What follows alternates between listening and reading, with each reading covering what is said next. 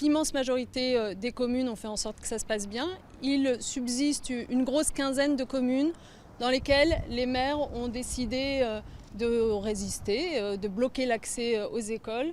Et je veux vous dire à quel point ce type de comportement au XXIe siècle, empêcher des enfants d'accéder à l'école, empêcher des enseignants qui sont présents sur place de faire leur travail, d'accomplir leur mission, eh bien ça me paraît non seulement anti-républicain mais intolérable. Dans chacune de ces communes, le préfet en référera au tribunal administratif qui fera injonction aux maires d'appliquer la loi et donc d'ouvrir l'école pour que les enfants puissent avoir accès à l'éducation tout simplement. Il faudra qu'en face il y ait une volonté politique.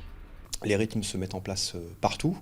Il y a quelques endroits où les maires n'assument pas leur responsabilité d'avoir un accueil de qualité pour les enfants hors du temps scolaire.